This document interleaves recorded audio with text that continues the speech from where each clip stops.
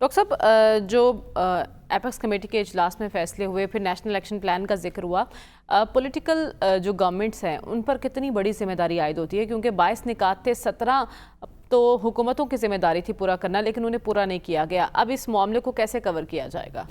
دیکھیں، بات یہ ہے کہ جو مشکلات آپ کو پہلے آپریشن میں ہوئی ہیں وہی اب اس آپریشن میں ہوں گی۔ آپریشن کا لفظ استعمال نہ کریں، پالیسی کیا نام کیا ہے؟ عزم استحکام پالیسی بجائے آپریشن کہنے کے۔ اچھا، جو یہ عزم استحکام پالیسی ہے جو اڈاپٹ کرنے کا ارادہ ہے، دیکھیے اس میں جو اے پی سی کی بات ہے اس میں ایک ہے اصولی سطح پہ رضامندی ہوگی، کیونکہ وہی وہ ہوتا ہے نا، اصولی سطح ہونا چاہیے، کرنا چاہیے، ہم یہ کریں گے، تو اس پہ تو رضامندی آسان ہوتی ہے نا۔ جس طرح ٹیررزم کے سب خلاف ہیں، سارے لوگ خلاف ہیں، لیکن جب ہم پرٹیکولر آرگنائزیشنز کی بات کرتے ہیں جو ٹیررزم کرتی ہیں تو وہ کانسنسس ٹوٹ جاتا ہے پاکستان کے اندر۔ تو اسی طرح جو اصولی سطح پہ کانسنسس ہوگا، فرق کہاں پڑے گا؟ جب بات ہوگی کہ پچھلے جو آپریشن سے اس کی ایکچوئل امپلیکیشنز علاقوں کے لیے کیا آتی، لوگوں کا ڈسپلیس ہونا، پراپرٹی کا ڈیمیج ہونا، لوگوں کو شکایتیں ہیں نا جو باتیں کرتے ہیں، تو ایک تو یہ مسئلہ ہے، وہاں ڈفرینس اوپینین ہوگا۔ دوسرا اس میں مسئلہ یہ ہے، دیکھیے جب بھی آپ پالیسی کی بات کرتے ہیں جس کو پہلے ہم آپریشن کہا کرتے تھے، تو اس میں ایک تو ہوتا ہے اس کا تشدد کا اسپیکٹ، جس کو ملٹری ڈیل کرتی ہے، پیرا ملٹری ڈیل کرتی ہے، پولیس بھی ڈیل کرتی ہے۔ وہ ہم نے کافی ایفیکٹیولی کیا ہے، پچھلے آپریشن میں دیکھیں بڑا ایفیکٹیولی کیا ہے، جہاں تک تشدد کا مقابلہ تشدد سے ہم نے کیا ہے۔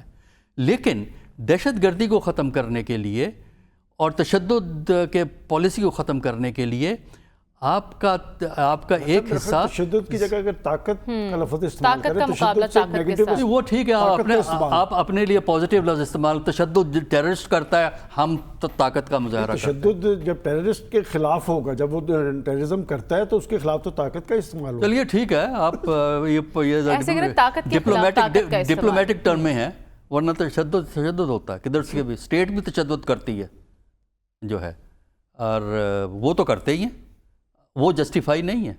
اچھا، دوسرا پرابلم آپ کو جو ہوتی ہے وہ یہ ہے کہ اس کا تعلق ذہن سے اور دل سے ہے۔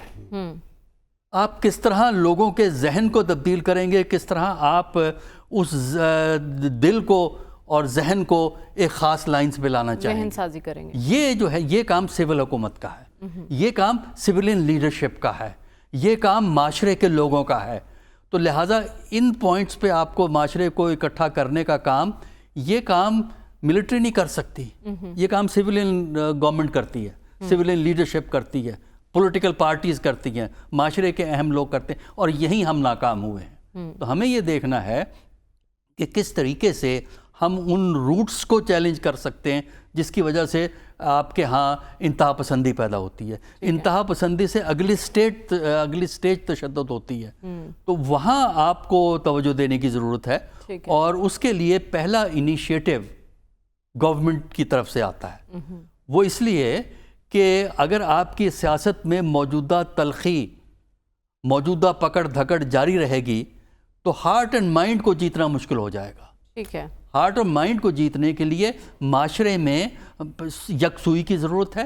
لوگوں میں جو اس وقت بے چینی ہے، لوگوں میں اس وقت جو نا امیدی آپ کو عام آدمی کے لیول پہ نظر آتی ہے، اس کو آپ ایڈریس کریں، تب آپ دیکھیں گے کہ معاملہ پاکستان کا بہت بہتر ہو جائے گا۔ جو فوجی ایسپیکٹ ہے اس میں کوئی مسئلہ نہیں کھڑا ہونا، مسئلہ جو ہوگا دوسری طرح پہ ہوگا۔ ایک قوم بننے کی ضرورت ہے، اور اس کی پہلی ذمہ داری حکومت وقت پر عائد ہوتی ہے کہ لوگوں کی ذہن سازی اس طرح سے کی جائے۔